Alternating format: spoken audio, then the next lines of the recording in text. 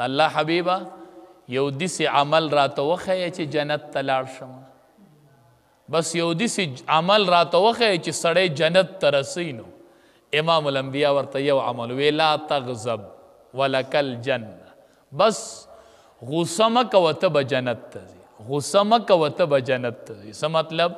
غصه خو به خامخا راځي، خو غصه کنټرولوه نو ته به جنت ته ځې. چا چې غصه کنټرول کړه دی به جنت ته ځي.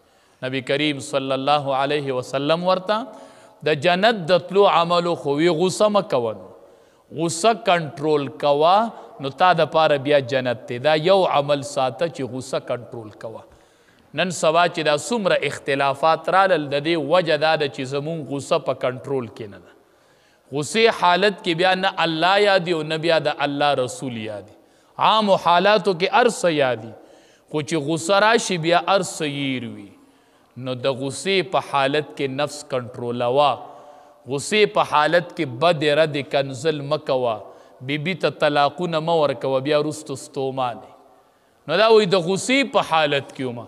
نو چې د غصې په حالت کې سړی نه وي، هغه خوشحالې او رضا ناسي، نو هغه ښځې ته وایي چې ته په ما طلاق یې. چې د غصې حالت نه نه هسې بې وجې به ښځې ته وایي چې ته په ما طلاق یې. نو دا خو د غصې حالت دي که نه. ځکه امام الانبیا فرمایي چې غصه کنټرول کوه، غصه کنټرول کوه، د ډېرو خبرو نه به بچ. غصې په حالت کې نه بدې ردې تې نه وځي، کنزل وکړي او پلار او مور بل له یاد کړي، داسې مه کوئ. نبی کریم صلی الله علیه وسلم فرمایي وی مومن چې دی که نه دی به لعان نه وي، دی به لعنت نه وي، دی به خیري نه کوي، دی به بدې ردې نه وي، دی به سپکې خبرې نه کوي. مومن دی به لعنت کلمات نه وي او دی نه غټ ځان ساتئ. حدیث مبارک کې راځي چې یو سړی چاته ووایي چې ای کافره، ای پاسقه، او دا خبرې کنزل ورته وکړي، ای بے غیرته، ای پلان کیا، ای پلان کیا. حدیث مبارک کې راځي وي دا الفاظ وګرځېدي سي، زی ګوري زی. نه که تا هغه ته فاسق ویلی او هغه نه وي، نو دا الفاظ راشي په تا باندې ولګي، دا په تا راشي په تا. وی کافره، ای مشرکه، دا څومره غټ الفاظ دي، دا به چاته نه وی. دا د مؤمن الفاظ نه دي.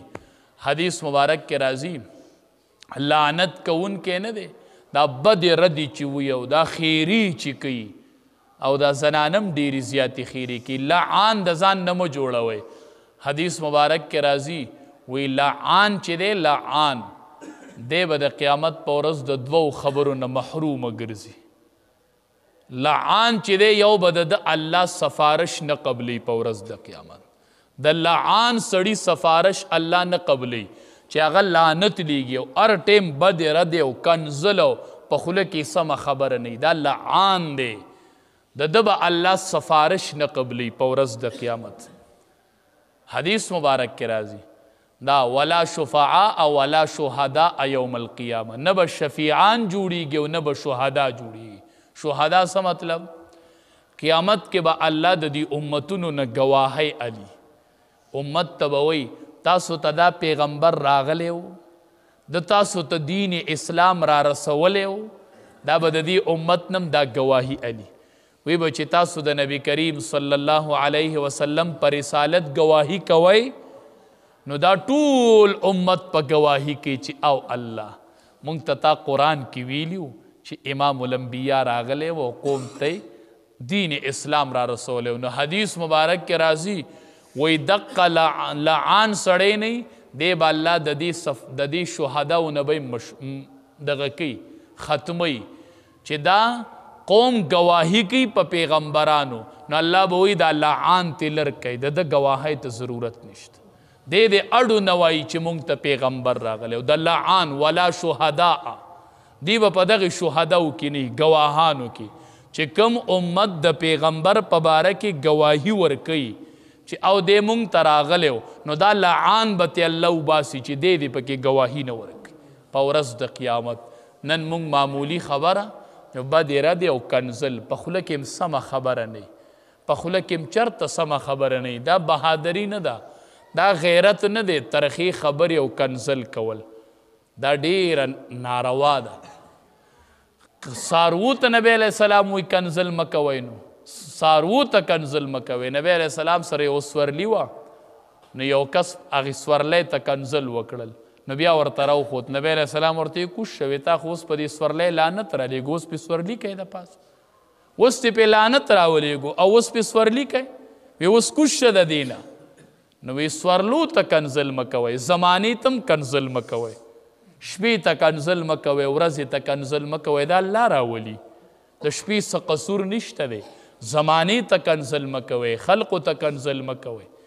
حدیث مبارک کې دا هم راغلي بیبي ته به کنځل نه کوي. د بیبي په حقونو کې یو حق دا دی چې هغې ته به بدې ردې نه وایي، په مخ په یې وښېنه او بدې ردې پلار نیکه دا الفاظ به ورته نه وایي، دا الفاظ به ورته نه وایي، دا د مؤمن شان نه دی. نو معمولی خبر او ډیر ناروا کنځل دا کورونه کې مه کوئ.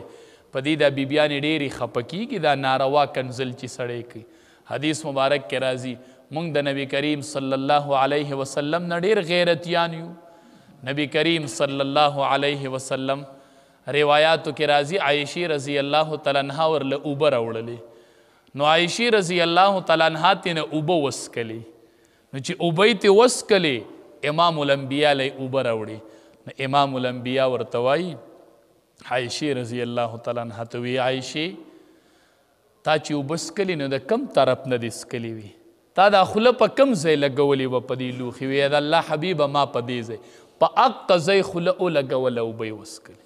اوس چې ښځه اوبه راوړي خاوند له هغه ورته وایي مردارې دا دې ولې جوټه کړلې؟ زه به ستا جوټه اوبه څښمه، دا دې جوټه کړلې، دا مسلمانه نه ده ولې؟